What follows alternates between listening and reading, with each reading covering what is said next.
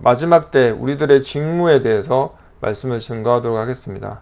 저번 시간에는 마지막 때에 이 공동체 생활 성도들이 해야 될 그런 부분들 말씀을 드렸고, 이번에는 마지막 때 우리들이 해야 될 것들을 또 말씀을 드리도록 하겠습니다. 자, 지금 전 세계적으로 가장 큰 이슈가 바로 엘리자베스 2세 여왕의 장례식에 관련된 장례식에 대해서 많은 얘기들이 오가고 있습니다. 96세로 일기를 타계한 엘리자베스 2세 영국 여왕의 장례식 비용에 대해서도 소요될 것으로 예상된다고 말하고 있습니다.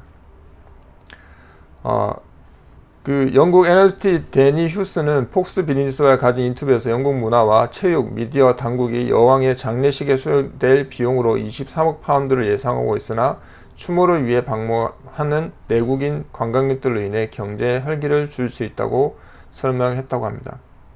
그러면서 영국 경제가 에너지 사태와 높은 물가 상승으로 고전하고 있는 가운데 여왕 장례식으로 인해 문화와 체육 등 많은 행사들이 취소되고 많은 공공기관과 상점들이 휴무에 들어갈 예정이어서 어려움을 가중시키고 있다라고 생각한답니다. 그래서 이렇게 어려운 고물가 시대에 경제의 힘든 상황에서도 이런 화려한 장례식의 불만들을 많이 가지고 있다고 합니다. 어떻게 보면 영국인들로서 이 엘리자베스 여왕에 대한 국민으로서 이 여왕을 추모하는 그 마음은 애도한 마음들이 있지만, 실제적으로 현실에 살아가고 있을 때 그 마음들은 또 이런 먹고 살기도 힘든데 화려한 장례식에 대한 불만도 비춰지고 있다는 거죠.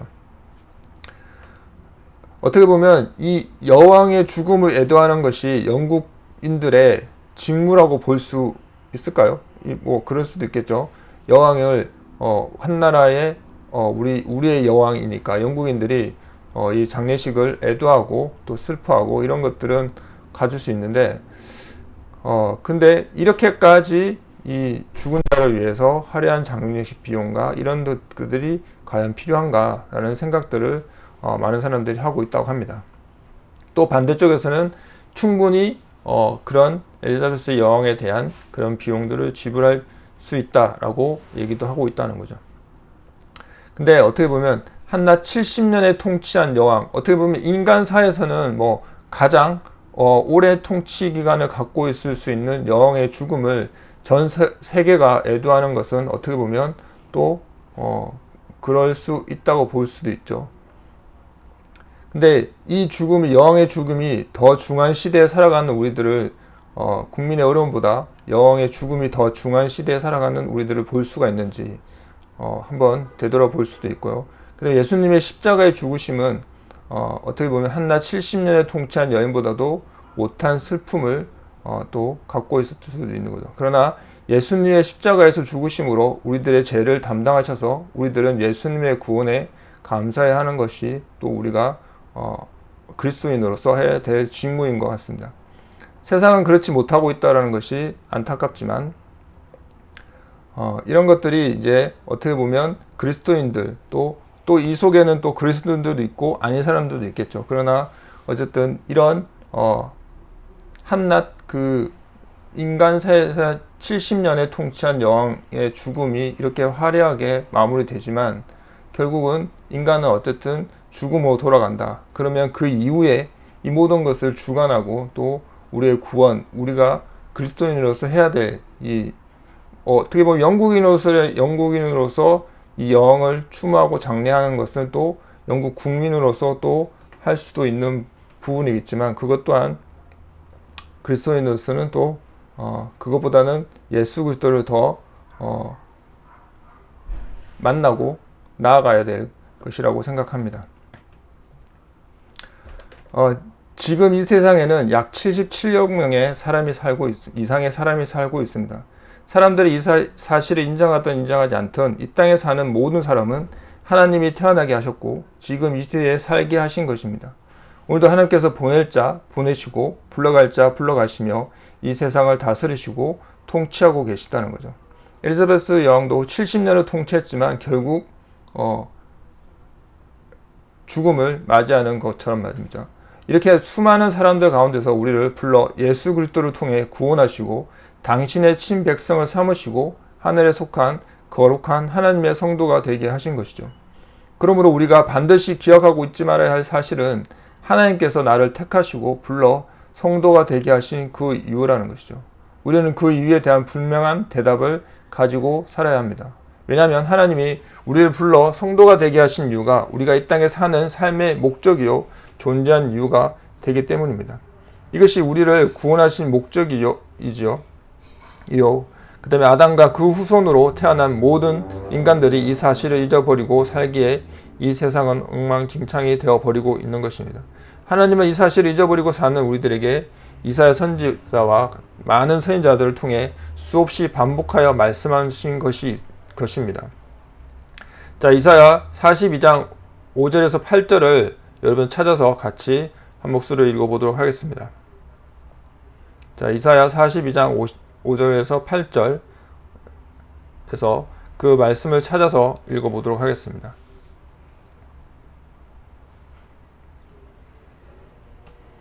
다 찾았으면 같이 읽겠습니다. 하늘을 창조하여 펴시고 땅과 그 소산을 내시며 땅 위의 백성에게 호흡을 주시며 땅에 행하는 자에게 영을 주시는 하나님 여호와께서 이같이 말씀하시되 나 여호와가 의로 너를 불렀은즉 내가 내 손을 잡아 너를 보호하며 너를 세워 백성의 언약과 이방의 빛이 되게 하리니 내가 눈먼 자들의 눈을 밝히며 갇힌 자를 감옥에서 이끌어내며 흑암에 앉은 자를 감방에서 나오게 하리라. 나는 여호와이니 이는 내 이름이라. 나는 내 영광을 다른 자에게 내 찬송을 우상에게 주지 아니하리라 라고 말씀하셨습니다. 이사야 선지자가 이렇게 하나님은 하늘을 창조하여 펴시고 땅과 그 소산을 내시고 땅 위의 백성에게 호흡을 주시며 땅에 행하는 자에게 영을 주시는 하나님 여호와께서 라고 말씀하시는 거죠. 이것이 나는 하나님이다 라고 분명하게 말씀하십니다. 6절에 또 여호와가 너를 불렀은즉 내가 내 손을 잡아 너를 보호하며 너를 세워 백성의 언약과 이방의 빛이 되게 하리라 라고 말씀하신 거죠. 또한 8절에는 나는 여호와이니 이는 내 이름이라. 나는 내 영광을 다른 자에게 내 찬송을 우상에 주지 아니하리라고 하는 질투의 하나님도 우리가 볼 수가 있다는 거죠. 그 다음에 이사야 43장 11절에서 13절, 21절을 읽어보도록 하겠습니다.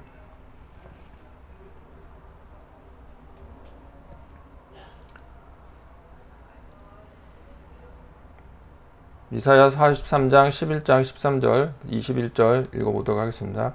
시작. 나 곧 나는 여호와라. 나 외에 구원자가 없느니라. 내가 알려주었으며 구원하였으며 보였고 너희 중에 다른 신이 없었나니 그러므로 너희는 나의 증인이요 나는 하나님이니라.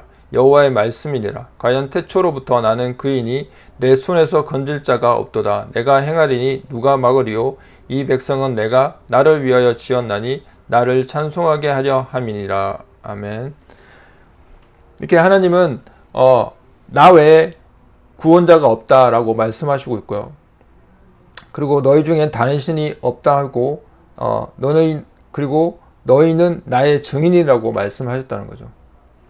그 다음에 이 백성은 내가 나를 위하여 지었나니 나를 찬송하게 하려 합니다. 그러니까 찬송하고 예배하고 하는 것이 이 백성들의 하나님이 지으신 또 이유라는 거죠. 세상 사람들의 인생관은 오직 자기 자신에게 있다는 거죠. 자기를 이 땅에 보내신 하나님은 안중에도 없고 매일 생각하는 것이 오직 자기 자신이라는 거죠. 어떻게 하면 편안하게 잘 먹고 잘 입고 건강하게 즐겁게 살아볼까에 있습니다. 자신이 이 땅에 사는 존재의 이유는 전혀 생각하지 않고 그저 자기만 즐겁고 행복하면 된다는 것입니다. 이웃이야 어떻게 살아가든 상관이 없습니다. 이들의 인생관은 하나님은 없다는 거죠. 자기가 하나님인 거죠. 그래서 자기가 좋은 대로 결정하고 자기 마음대로 살 뿐입니다. 하나님께서 이 세상을 만드신 주인이시고 지금도 하나님이 온 세상을 주관하시고 다스리고 계시며 자신의 생명이 하나님 손에 있다는 사실을 꿈에도 생각하지 않습니다. 세상 사람들은 자기가 자신의 주인이고 그래서 오직 자기를 위해 살 뿐입니다. 자기가 하나님이 되어 자신이 하고 싶은 것을 위해 자신이 원하는 대로 살아가고 있다는 거죠. 그러나 성도는 자신의 존재 이유를 분명히 확실하게 아는 사람이라는 것입니다. 자신이 어디서 와서 어디로 가는지 분명히 알고 있습니다. 무엇을 소중히 여기며 무엇을 위해 살아야 하는지를 분명히 아는 사람입니다. 하나님께서 자기를 이 땅에 보내셨고 지금도 하나님이 세상을 주관하시고 자신을 다스리심을 압니다. 나를 단순히 죄에서 구원하시어 단지 천국에 보내기 위함이 아님도 알고 있습니다. 하나님께서 우리를 이 땅에 보내시고 예수 그리스도를 통해 구원의 삶을 살게 하신 이유는 주께서 우리를 통해 할 일이 있기 때문입니다. 그것은 하나님이 세상을 지으신 주 되심을 알게 하고 죄를 지었으면서도 죄를 모르는 이들에게 하나님의 심판이 분명히 있음을 선포하고 예수 그리스도의 십자가를 통해 이루신 구원을 선포하기 위해서입니다. 성도는 하나님 나라에서 파견한 하늘의 대사요 또한 천국의 백성입니다. 하나님의 일꾼입니다. 그러므로 우리의 삶을 통해 함께 사는 이웃들에게 하나님의 살아계심을 알게 하고 우리 주 예수 그리스도의 십자가에 증거하는 증인으로서 사는 하루하루가 되어야 한다는 것입니다. 이처럼 하나님께서는 우리들의 지으신 존재 이유를 알려주시고 계십니다. 그 다음에 디모데후서 4장에 우리들이 오늘 본문 말씀에 마지막 때에 우리가 해야 할 일들을 말씀하고 계시다는 것입니다. 바울을 통한 하나님께서 우리에게 주시는 가장 진지한 말씀이라고 볼 수가 있습니다. 디모데서 전후서는 사도 바울이 젊은 목회자인 디모데에게 마지막으로 써서 보낸 편지입니다. 특히 순교의 죽음을 목전에 두고 있었던 순간에 보낸 디모데후서는 바울의 유언서, 바울의 신앙 고백서 등으로 불립니다. 사람은 죽음을 앞두면 누구나 진지해집니다. 인생에서 가장 진지한 순간이 그때일 것입니다. 그래서 이 서신은 단순한 격려와 권면의 차원을 뛰어넘고 있습니다. 그래서 이 말씀은 바울을 통해서 하나님께서 디모데에게 또한 우리 그리스도인에게 주시는 가장 진지한 말씀과도 같습니다. 그래서 오늘 이 디모데 후서 4장에서 2절 8절을 또 읽어보도록 하겠습니다. 디모데서 후서 4장 1절에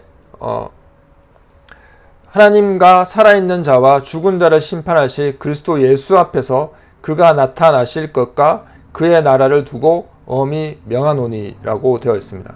여기 엄히 명하노니에 밑줄 쫙 그어주시기 바랍니다.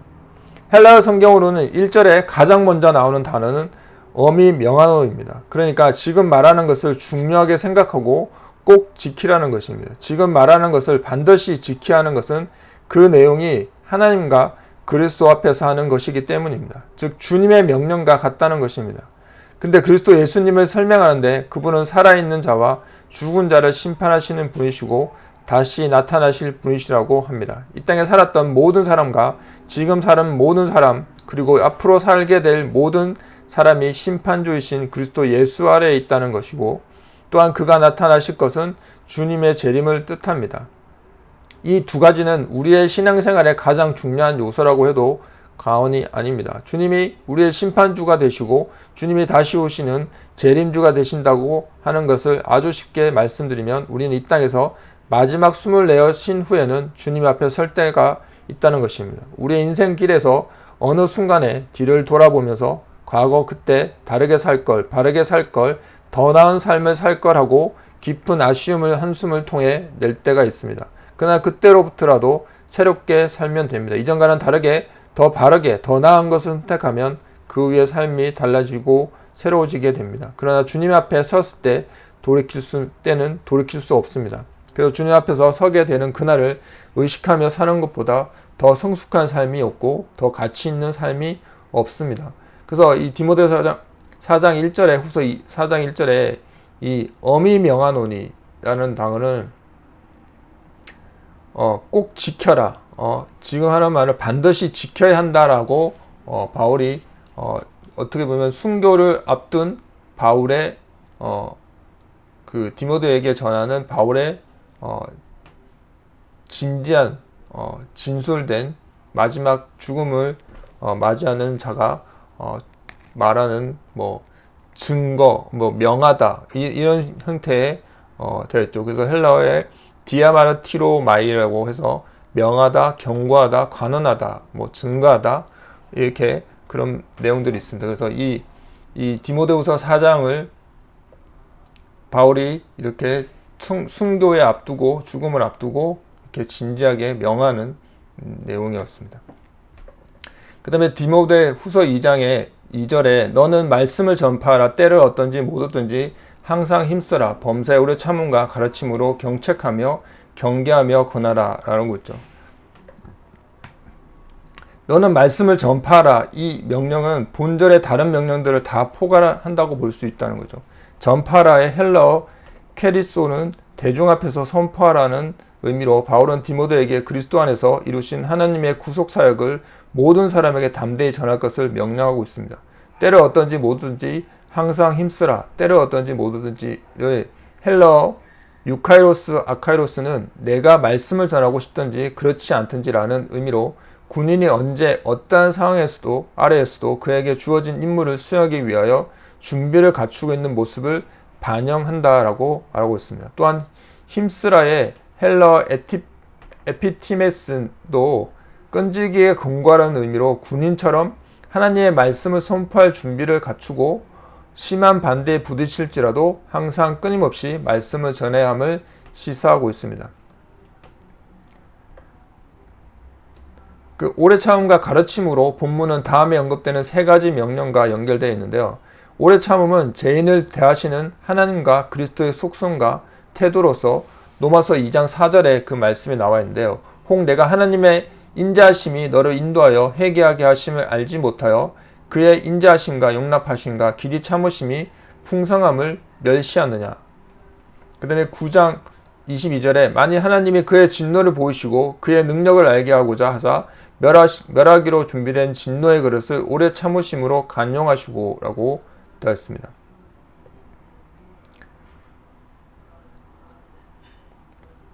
그래서 디모데 전서 1장 16절에도 그러나 내가 국료를 입은 까닭은 예수 그리스도께서 내게 먼저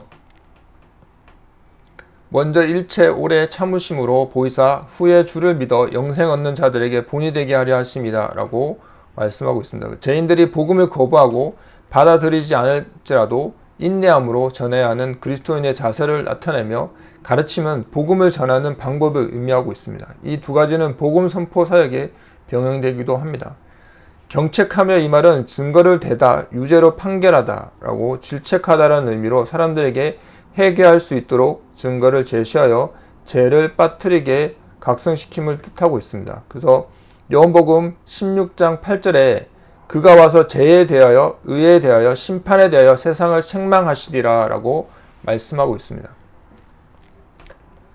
그 다음에 경계하며 라고 해서 앞에 경책하며와 비슷한 말로서 비난하다 혹 벌하다의 뜻을 갖고 있습니다. 이는 죄인을 경책하는 과정에서 호되게 책망함을 뜻한다 라고 말씀하고 있고요. 권하라 이것은 용기를 붙돋우라 위로하다 라는 뜻으로 그릇된 길로 가는 자를 책망할 때 사랑으로 해야 함을 나타낸다고 볼 수가 있습니다. 그래서 이 2절의 말씀은 말씀을 전파하라 이 명령은 본절의 그 다른 명령들을 다 포괄하는 말씀이라는 거죠. 그래서 어쨌든 때를 얻든지 못 얻든지 항상 힘쓰라 라고 얘기를 하고 있습니다. 그 다음에 3절에는 때가 이르니 사람이 바른 교훈을 받지 아니하며 귀가 가려워서 자기의 사욕을 따르를 스승을 많이 두고 라고 말하는데요. 말씀을 전파해야 하는 이유는 때가 이를 것이기 때문이라고 합니다. 그때는 사람이 바른 교훈을 받지 아니하는 때입니다. 바른이라는 단어는 헬라어로 건전한이라고 기록되어 있습니다. 사람들은 바른 교훈, 건전한 교훈보다 호기심을 이끄는 교훈, 정답을 제시하는 것 같은 정답이 아닌 교훈에 관심이 많습니다. 요즘은 영상시대라 말씀 영상도 홍수시대에 살고 있습니다. 어떤 말씀이 내 호기심을 끄느냐, 어떤 말씀이 나를 편하게 해주느냐가 아니라 어떤 말씀이 바른 것이고 어떤 말씀이 건전한 것인지가 중요합니다. 또 그때는 기가 가려워서 자기 사욕을 따를 스승을 많이 두는 시대라고 합니다. 스승을 둔다는 것은 그분을 존중하고 자기 생각을 그분에게 맞추고 그분의 삶의 발자취를 따라가기 위함인 것입니다. 즉 자신을 스승에게 맞추는 것인데 그런데 스승을 많이 두는데 그 스승을 따르고 그 스승에 맞추기 위함이 아니라 자신의 사역을 이루기 위해서 스승을 많이 둔다라고 합니다. 즉 자신의 욕망을 지지해주는 사람이나 그 무엇을 자신의 스승으로 삼겠다는 것입니다. 주인과 손님의 위치가 바뀌었다는 말로 중요한 것과 그렇지 못한 것이 서로 바뀐 것을 표현하는 주객전도라는 말이 있습니다. 이 3절에도 제전도, 선생과 제자의 위치가 바뀌는 것이라고 말하고 있고요. 이것이 더 나아가 주와 전도, 주님과 나의 위치가 뒤바뀌는 것이 되면 정말 곤란합니다. 그리고 자신의 욕망을 채워줄 스승을 한 명 두는 것이 아니라 많이 둔다라고 합니다. 많이 두다의 문자적인 뜻은 쌓아 올리다입니다. 사람들이 어느 부분에서만 사욕을 쫓는 것이 아니라 그 인생 전부가 욕망 덩어리가 되는 것이죠. 그래서 우리가 이 주객전도라는 말이 여기에 전도라는 위치가 차례가 거꾸로 바뀌면 뜻하는 거, 주객전도란 말은 주인과 손님의 위치가 서로 바뀐다는 뜻을 말하고 있다는 거죠. 그 다음에 이제 객반위주라는 말이 있는데, 즉 손님이 도리어 주인으로 산다는 뜻으로 부차적인 것을 주된 것보다 오히려 더 중요하게 여김을 이루는 말이죠. 어느 날 인간이 산출한 모든 것이 도리어 인간을 지배하기 시작한 객반유지의 시대가라고 할 수 있는 것이죠. 우리가 주님을 모셔야 되는데 우리가 주님인 것처럼, 주님이 우리의 알라딘에 나오는 지니처럼 얘기만 하면 다 나오는 그렇게 명령하는 그런 주객에 전도되는 상황이 발생했던 거죠. 주와 전도, 주님과 나의 위치가 바뀌는 그렇게 되는 상황이라는 거죠. 그렇게 되면 절대 안 된다는 말씀을 전하고 있는 것입니다. 또 4절에 또 그 길을 진리에 돌이켜 허탄한 이야기를 따르라. 또 그때는 사람들이 진리를 떠나 허탄한 이야기를 따르는 시대라고 말하고 있죠. 허탄한 이야기는 디모데전서에서는 신화라고 번역했습니다. 사람들은 진리를 듣는 것보다 허탄한 이야기를 듣는 것을 더 좋아합니다. 진리는 밋밋하게 들릴 수 있습니다. 반복적이어서 소중하게 여기지 않을 수도 있고, 그러나 밋밋하게 보이고 반복적인 것이 우리의 인생을 바꿉니다. 내가 정말 알아야 할 모든 것은 유치원에서 배웠다라는 책이 한때 베스트셀러가 되었습니다. 유치원에서 심오한 철학을 배우는 것도 아니고 복잡한 수학 공식을 배우는 것도 아니며 세상 경제 체계를 배우는 것도 아닙니다. 무엇인지 나누어 가져라, 다른 사람을 때리지 말라, 사용한 물건은 제자에 놓으라, 내 것이 아니면 가져가지 말라와 같은 기본 중에서 기본을 배웁니다. 그러나 그것이 살아가면서 얼마나 중요한지는 다 체험하고 있을 것입니다. 입으로는 이것이 진리이다, 이것이 복음이다 라고 말하는 사람을 적지 않게 볼 수 있습니다. 하지만 그 삶이 진리 위에 있고 그 삶이 복음적인 사람은 그렇게 많이 보기가 쉽지 않습니다.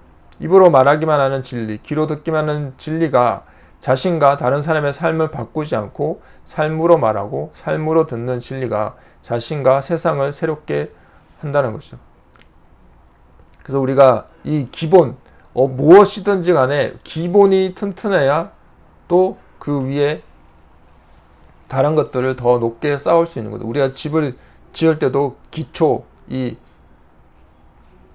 바닥을, 기초 공사를 잘 해야 집이 튼튼한 것처럼 우리의 신앙도 우리가 온전한 그 주님을 믿는 그 믿음이 온전한 진리 안에서 믿어 나가야 된다는 것이죠.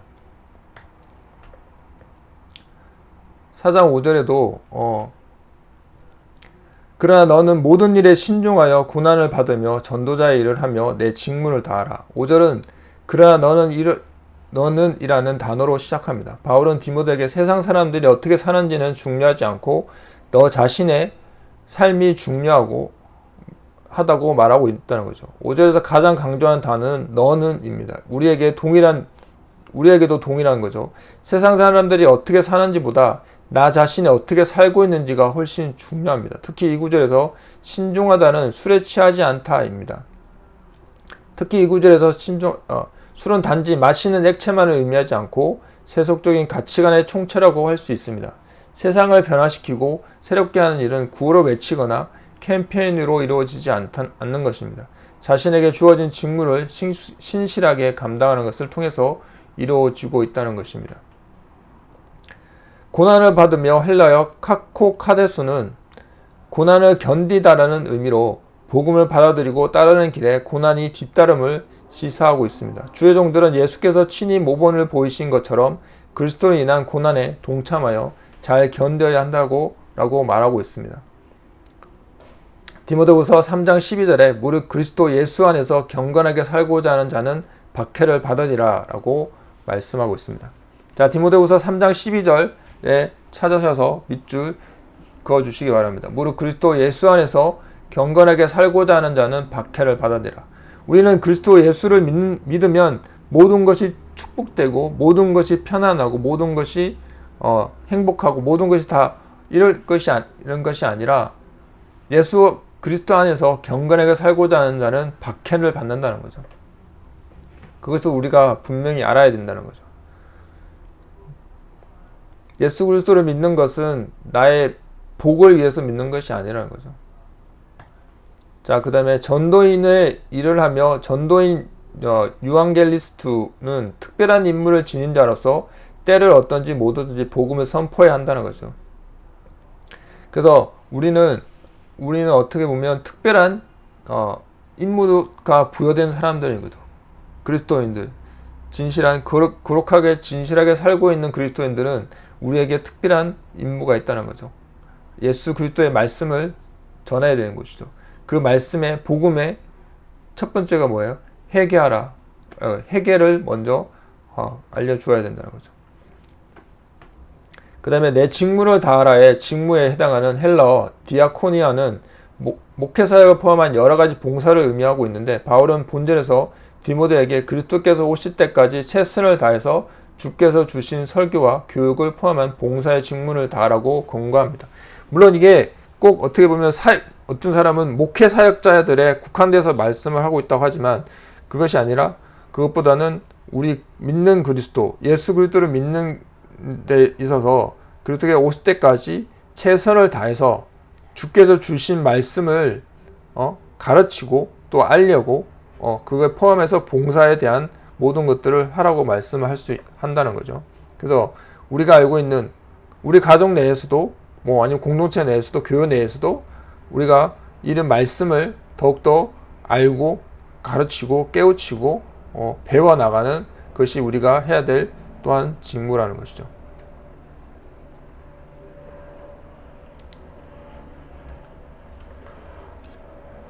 자, 6절에는 전제와 같이 내가 벌써 부어지고 나의 떠날 시각이 가까웠도다. 개역성경에 가르, 왜냐하면이라는 말이 생략되어 있는데요. 가르는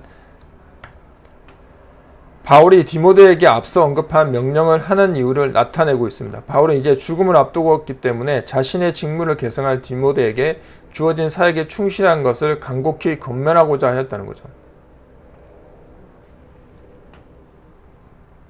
그래서 이 전제는 번제, 하목제, 속제제 등에서 희생 제물을 태워서 하나님께 제사를 드릴 때 불에 타고 있는 제물 위에 포도주를 부어서 그 향기를 하나님께 드리는 제사입니다. 바울은 자신이 이 땅에서 순교로 마침표를 찍게 될 것을 이렇게 표현하고 있다는 것이죠.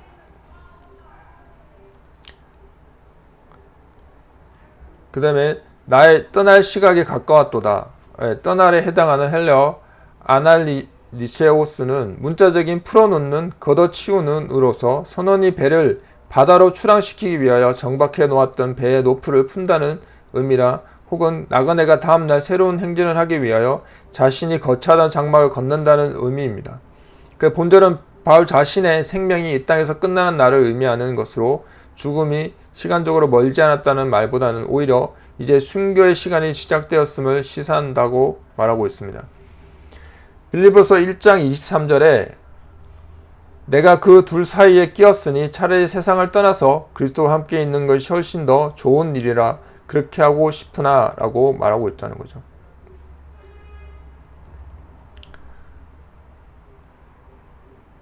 그래서 바울의 고백처럼 우리 각자에게는 떠날 시각이 있습니다. 자신의 떠날 시각이 언제인지 아는 사람은 아무도 없습니다. 또한 그 시각이 없는 사람은 아무도 없습니다. 그 시각을 1절에 표현을 하면 우리를 심판하실 그리스도 예수 앞에 서게 되는 때입니다. 인 거죠. 그래서 우리가 우리의 심판이 항상 있다는 것을 우리가 알고 항상 매 삶 속에 그리스도, 예수 그리스도의 향기가 묻어나는 자들이 되어야 한다는 것입니다. 자, 7절에 나는 선한 싸움을 싸우고 나의 달갈 길을 마치고 믿음을 지켰으니 라는 말씀이 있습니다. 내가 선한 싸움을 싸우고 본문의 표현은 바울이 즐겨 사용하는 것인데 여기서 선한 싸움에 해당하는 헬라어 아고나가 무엇을 뜻하는가에 대해 두 가지 견해가 있다고 합니다. 첫 번째는 전장에서 병사들이 싸우는 것을 의미하고 두 번째는 레슬링이나 권투와 같은 운동 경기를 말한다고 합니다. 그런데 운동 경기는 로마 시대 대표적인 풍물이었으므로 후자의 견해가 더 많다고 볼 수도 있습니다. 바울은 자신의 지나온 삶이 선한 싸움이었다고 고백하고 있습니다. 악한 싸움이면 좀 편할지 모르겠습니다. 그 싸움은 자기 방법대로 자기의 욕망대로 싸워 쟁취하기만 하면 되기 때문인 거죠. 하지만 선한 싸움은 상대를 이기게 하는 싸움과 같습니다. 예수 그리스도가 필요 없다는 사람에게 그분이 구세주인 것을 일깨워 주어야 하고 영원한 생명이 없는 사람에게 그 생명을 소유하도록 주님께 인도하는 싸움인 것입니다. 자식 이기는 부모 없다라는 속담이 있습니다. 왜 부모는 자식 이길 수 없을까? 힘이 없어서 이겠습니까? 경제력이 없어서 이겠습니까? 지식이 모자라서 이겠습니까? 모두 아닌 것이죠. 부모가 나이가 들어서 정말 힘이 없어지고 자식이 부모보다 훨씬 부유하고 자식이 훨씬 많이 배운 상태가 되면 그때는 사실 자식이 부모에게 져줍니다. 부모가 자식을 이길 수 없는 것은 부모는 자식을 위해서 싸우고 자식은 자신을 위해서 싸우기 때문인 것입니다. 즉 부모는 자식을 위해서 선한 싸움을 싸우기 때문입니다. 선한 싸움을 싸우는 것도 쉽지 않지만 그러한 자신에게 주어진 길을 끝까지 달리는 것은 더 어렵습니다. 그래서 많은 사람이 도중에 선한 싸움을 포기하곤 합니다. 사도 바울은 자신의 달려갈 길을 마쳤다고 하고 있습니다. 자신의 인생의 마라톤을 완주했다는 것이죠. 더 나아가 선한 싸움을 싸우는 것도 쉽지 않고 자신에게 주어진 달려갈 길을 마치는 것도 어려운 일이지만 가장 힘든 것은 믿음을 지키는 것인 거죠. 믿음을 지킨다는 것은 내 뜻대로 사는 삶이 아니라 주님의 뜻에 순종하는 삶이기 때문인 거죠. 그래서 7절에 고백을 하는 바울은 참 복됩니다. 우리도 이 고백을 할 수 있다면 정말 후회 없는 삶을 산 것입니다. 그러니까 우리 모두가 이 선한 싸움에서 결코 포기하지 않고 이 선한 싸움은 쉽지 않은 거죠. 그래서 자신에게 주어진 달려갈 길을 마칠 것도 그리고 끝까지 믿음을 지키는 것이 어렵지만 정말 우리가 주님의 뜻에 순종하는 삶, 그 삶을 살아가기를 예수 그리스도의 이름으로 축복합니다. 자, 8절에 이제 후로는 나를 위하여 의의 면류관이 예비되었으므로 주 곧 의로우신 재판장이 그날에 내게 주실 것이며 내게만 아니라 주의 나타나심을 사모하는 모든 자에게 도니라 라고 말하고 있습니다.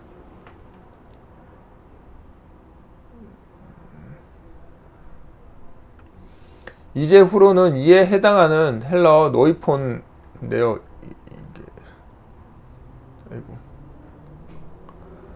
노이폰은 문자적으로 나머지에 대하여를 의미합니다. 그래서 이것은 모든 최선을 다해 끝마쳤다고 오직 남은 것이나 면류관을 기다리는 일뿐임을 시사하고 있습니다. 나를 위하여 의의 면류관이 예비되었으므로 면류관은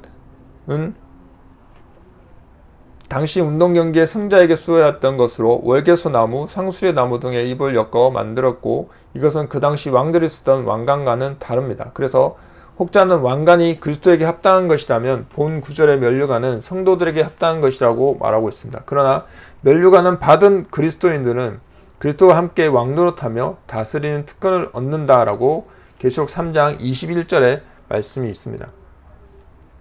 내게만 아니라 주의 나타나심을 사모하는 모든 자에게 주의 나타나심은 주의 재림을 일컫는 말이며 사모하는 헬라어 에가페코시는 사랑하다는 의미로 재림에 대한 간절한 기다림을 나타낸다.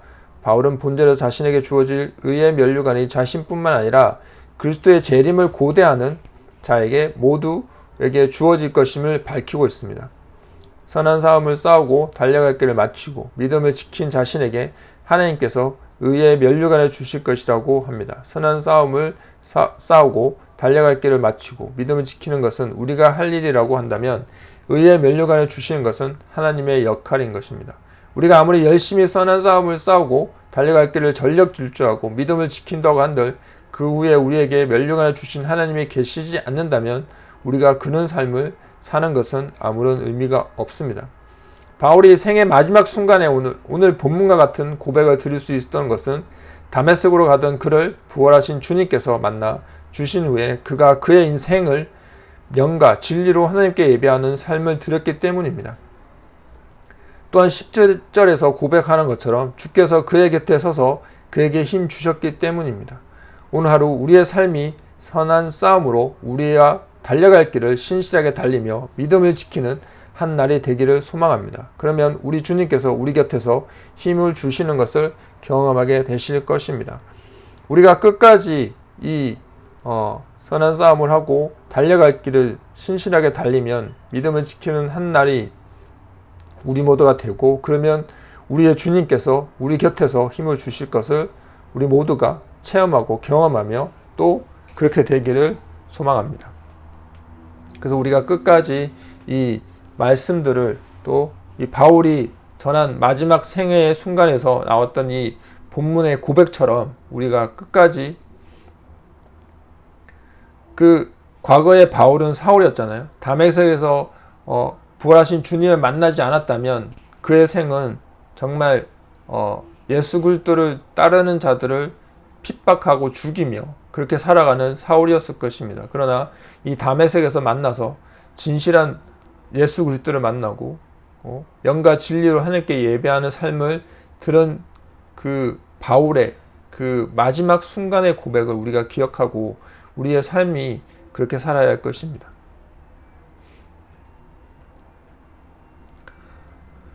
바울이 생의 마지막 순간에 오늘 본문과 같은 고백을 들을 수 있다는 것은 그 다메섹에서의 길이고 또 그의 곁에서 힘을 주셨기 때문입니다.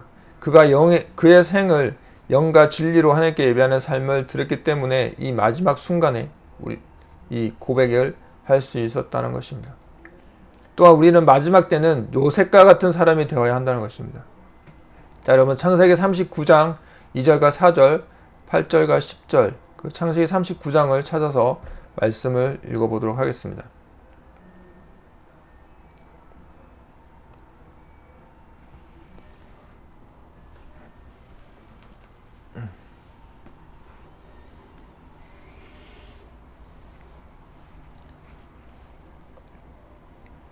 자, 준비되셨으면 읽겠습니다. 주께서 요셉과 함께 하셨으며 그가 형통한 사람으로 그의 주인 이집트인의 집에 있었으니 그의 주인은 주께서 요셉과 함께 하심을 보았고 또 주께서 그가 하는 모든 일을 그의 손안에서 번성케 하시는 것을 보았더라. 요셉이 그의 목전에서 은혜를 얻어 그를 섬기니 그가 요셉을 그의 집에 관리하는 관리인으로 세워 그가 소유한 모든 것을 그의 손에 맡기니라 라고 창세기 39장 2절과 4절에 말씀하고 있습니다. 주께서 요셉과 함께 하셨다. 또 그가 형통한 사람이라고 분명히 말씀하고 있죠.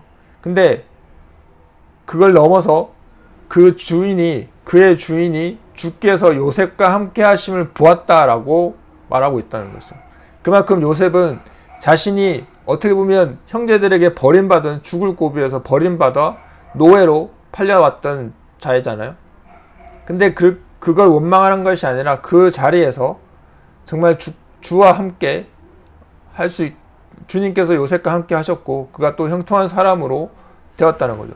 그만큼 그 사람이 자신의 맡은 일을 충실하게 했고 그 주인이 또한 주께서 요셉과 함께 하심을 눈으로 봤다는 거죠.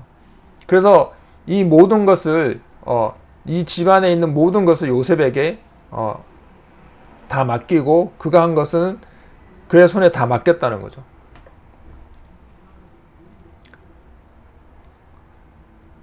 그래서 우리 그리스도인들은 이렇게 사는 사람들이 또 결국 이런 또 고난과 시험이 또 오잖아요. 8절 10절을 읽어보겠습니다. 요셉이 거절하며 자기 주인의 아내에게 말하기를 보소서 나의 주인이 집안에서 내가 하는 일은 아는 채를 아니하고 그가 소유한 모든 것을 그나 내 손에 맡기셨으니 이 집에 나보다 더 큰 사람은 없으며 당신 말고는 나에게 아무것도 금한 것이 없으니 이는 당신이 그의 아내임이라. 그런데 내가 어찌 이 큰 악을 행하여 하나님께 죄를 지으리까 하더라. 여인이 날마다 요셉에게 청하였으나 요셉이 듣지 아니하여 동침하지 아니할 뿐더러 함께 있지도 아니하리라 라고 말씀하고 있습니다. 그만큼 이런 유혹이 또 엄청난 유혹이 오잖아요.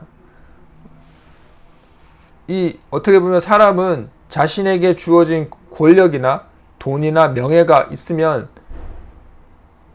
과거에 자신이 그런 순수했던 그런 믿음을 버리고 교만한 자가 음란에 넘어가는 자가 될 수 있는데, 요셉은 그렇지 않았고 오직 이것이 이런 큰 악은 하나님께 죄를 지으는 것이다 라고 생각하고 있다는 거죠.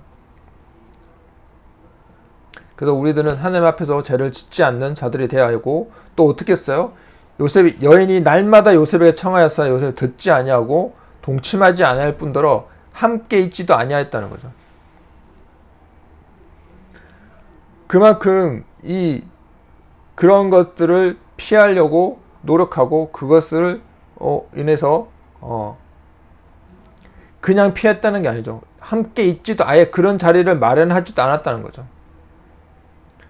그래서 이렇게 했는데 어떻게 됐어요? 19절과 23절 읽어보면, 자 19절 읽어볼게요. 19절 23절. 그의 주인이 자기 아내가 자기에게 이르기를 당신의 종이 내게 이같이 행하였다 하는 말을 듣고 심히 노한지라. 이에 요셉의 주인이 그를 잡아 옥에 가두니 그 옥은 왕의 제수를 가두는 곳이었더라. 요셉이 옥에 갇혔으나 여호와께서 요셉과 함께 하시고 그에게 인자를 더하사 간수장에게 은혜를 받게 하심에, 간수장이 옥중 제수를 다 요셉의 손에 맡김으로 그 제반 사물을 요셉이 처리하고, 간수장은 그의 손에 맡긴 것을 무엇이든지 살펴보지 아니하였으니 이는 여호와께서 요셉과 함께 하심이라. 여호와께서 그를 범사에 형통하게 하셨더라 라고 말하고 있습니다. 요셉은 어때요? 그렇게까지 해서 그 자리를 피하고 그 여인의 유혹에 넘어가지 않고 도망쳤는데, 예? 결국은 그것을 누명을 쓰고 다시 감옥으로 갔는데, 감옥에서도 또 어떻게 해요? 간수장의 은혜를 받게 하고, 그곳에서도 간수장이 그가 맡은 일은 다시 살펴보지 않았다는 거죠. 그만큼 이게 하나님의 은혜도 있지만 그 사람이 그만큼 그 하나님의 은혜를 받을 그릇을 준비하고 있었다는 거죠. 요셉은 그런 것들이 분명히 하나님 앞에 죄가 되는 것은 피하고 또 했다는 거죠. 그러니까 자기가 노예로 끌려왔으나 좌절하지 않고 그 상황을 이겨내고 자신이 맡은 본분에 최선의 노력을 다하는 자, 또한 주님께 함께하는 자가 되어야 한다는 것이죠. 또한 음란과 죄악에서는 도망쳐야 합니다. 어떻게 해요? 죽을 힘을 다하여 도망쳐야 된다는 거죠. 그냥 도망쳐서는 되지 않는다는 거죠. 그것을 도망칠 수가 없다는 거죠. 죽을 힘을 다해서 정말 그 자리를 피하고 도망쳐야 된다는 거죠. 그런 자리를 만들기 자체를 말아야 된다는 거죠. 그래서 우리 많은 목회자들 아니면 정치 지도자들, 많은 이 치리자들이 무너지는 게 뭐예요? 그런 것에서 도망치지 않고 자신은 그것을 이길 수 있다, 유혹을 이길 수 있다라는 교만함에 의해서 다 무너지잖아요. 그것이 우리가 반드시 이 요셉을 같은 사람이 마지막 때에 되어야 하는 거죠. 마지막 때는 어떠한 유혹이 우리가 진짜 눈앞에서도 예수 그리스도가 나타난 것처럼, 예수 그리스도가 나타난 것처럼 보인다는 거죠. 우리 그것을 분별할 줄 알고, 그러려면 어떻게 해야 돼? 우리가 항상 주님과 동행하고 말씀과 항상 살아가야 되는 우리가 되어야 된다는 거죠. 그래서 요셉과 같은 사람이 마지막 때는 되어야 한다는 거죠. 자신이 맡은 일에는 본분을 충실히 하고, 그 다음에 항상 주님과 동행하고, 그 다음에 그 어떠한 죄에서 함께 있지 않냐고, 그런 것에서는 죽을 힘을 다해서 도망쳐야 한다는 것이 우리가 마지막 때 요셉과 같은 사람이 되어야 한다는 말씀을 드리고 싶습니다. 자, 그리고 하나님이 보내신 이는 하나님의 말씀을 한다라고 제가 타이틀 제목을 적었는데요. 자, 요한복음 3장 34절과 36절 찾아보시기 바랍니다.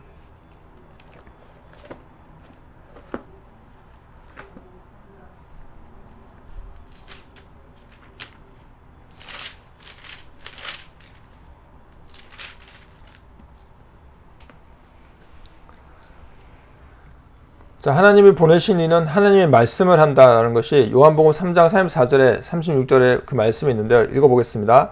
하나님이 보내신 이는 하나님의 말씀을 하나니 이는 하나님이 성령을 한량없이 주심이라.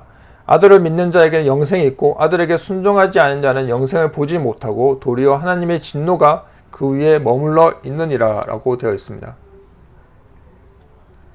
그래서 하나님이 보내시는 하나님의 말씀을 한다는 거죠. 그 다음에 하나님이 성령을 하나씩 주심이라고. 그리고 아들을 믿는 자에게는 영생이 있고 아들에게 순종하지 않는 자는 영생을 보지 못한다. 그리고 하나님의 진노가 그 위에 머물러 있다라고 말씀하고 있습니다. 자, 5장 38절과 39절 또 말씀을 읽어보겠습니다.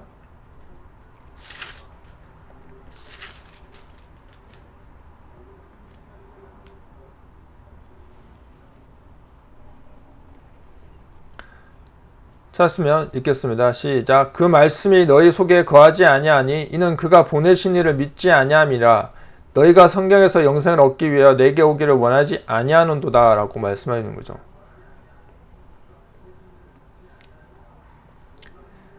그러니까 이 말씀이 우리 속에 거하지 않으면 그가 보내신 이를 믿지 않냐는 거죠.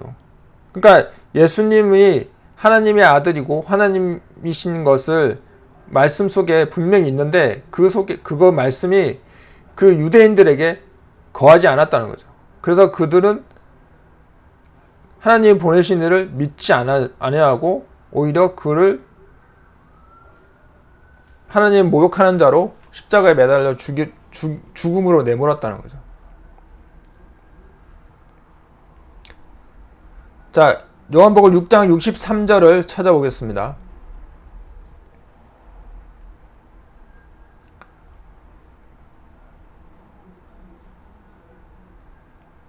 또한 이 영생을 얻기 위해서 예수님께 가지 않았다는 거죠. 자, 6장 63절을 읽어보겠습니다. 살리는 것은 영이니 육은 무익하니라. 내가 너에게 이른 말은 영이요 생명이라 라고 말씀합니다. 자, 살리는 것은 영이라는 거죠. 영이 살아있어야 우리가 살아있는 것이고 육이 무익하나 내가 너에게 이른 말은 영이요 생명이라는 거죠. 예수님께서 말씀하신 것은 영이요 생명이라는 거죠. 생명의 말씀이라는 거죠. 우리가 그래서 항상 말씀을 매일매일 삶 속에 우리가 말씀을 읽어야 되는 거죠. 말씀을 우리가 기억 못하고 우리가 알지 다 모른다고 하지만 그래도 그 말씀을 꾸준하게 매일매일 삶 속에서 읽고 그것을 실천하고 그 말씀을 묵상하고 하루를 살아가는 사람과 그렇지 않은 사람들은 확연하게 달라 보인다는 거죠. 아까 요셉이 주님과 동행하고 주님이 요셉이 형통하게 한 것을 그 이집트 주인이 알았다는 거죠. 주님이 그와 함께 했다는 것을 알 수 있었다는 거죠. 그것이 어떻게 하냐. 항상 주님과 소통하고 주님과 함께 했다는 것을 알 수 있는 것이 바로 그런 것이라는 거죠. 우리도 마찬가지로 우리가 항상 말씀과 그 다음에 기도로 하나님과 소통하며 말씀을 우리가 우리 삶에 적용하는 그런 삶을 살면 분명히 그렇게 하는 사람과 안 하는 사람은 확연하게 다르다는 것을 우리가 알 수 있습니다. 자, 요한복음 8장 47절 찾아서 읽어보도록 하겠습니다.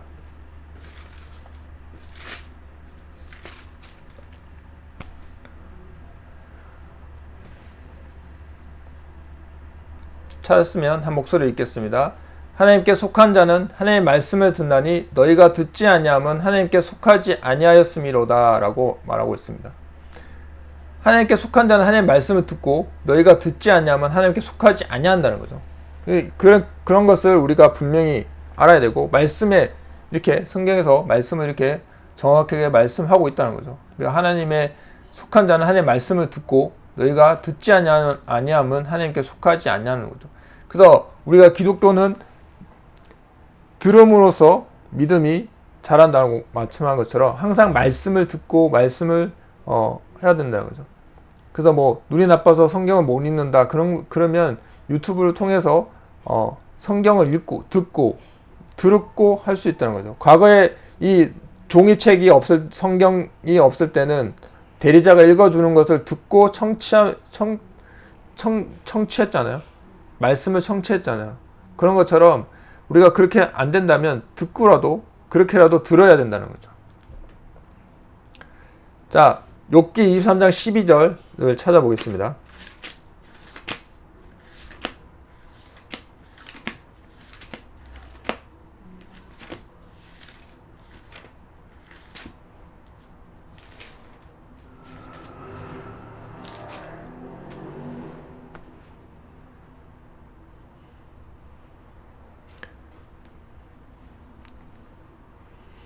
자, 찾았으면 읽겠습니다. 내가 그의 입술의 명령을 어기지 아니하고 정한 음식보다 그의 입의 말씀을 귀히 여겼도다.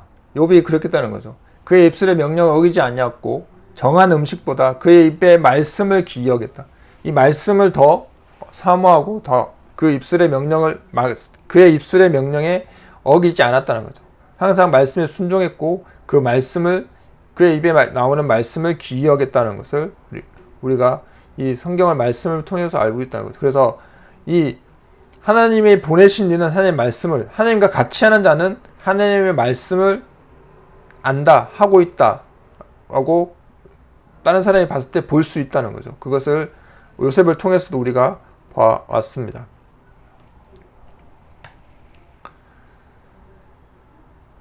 이런 질문들을 한번 해보겠습니다. 사람들은 자신의 사욕, 욕망을 우선순위 1번으로 삼는 경우가 많습니다.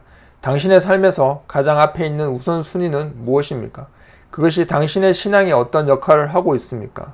두 번째는 각자에게는 온 힘을 다해야 할 직무가 있습니다. 당신은 당신에 맡겨진 직무를 어떻게 행하고 있습니까?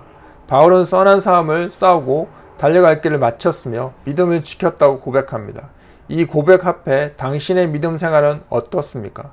네 번째로 우리에게 주어진 믿음의 길을 신실하게 걸으며 하나님께 영과 진리를 예배하는 삶을 살기 위해 무엇을 결단하시겠습니까?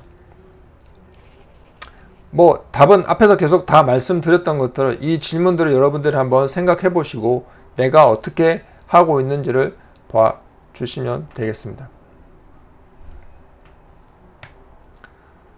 자, 마무리하면 마태복음 3장 2절을 읽으면 회개하라 천국이 가까이 왔느니라 하였으니 우리가 먼저 이 복음의 말씀을 하나님의 말씀을 한다는 것은 하나님이 보내신 이는 하나님의 말씀을 한다는 바울의 말씀처럼 하나님의 사람이 되시기를 이 거룩하고 성숙한 교회 성도님들을 예수님 이름으로 축복합니다. 우리가 끝까지 회개하고 회개해야만이 천국에 다다를 수 있는 것처럼 회개하지 않는 자는 이 시간부로 우리가 모든 것 죄 앞에 자복하고 회개하고 또 용서하지 못한 자들은 용서하며 나아가는 우리 거룩하고 성숙한 교회 성도들이 되시기를 바랍니다.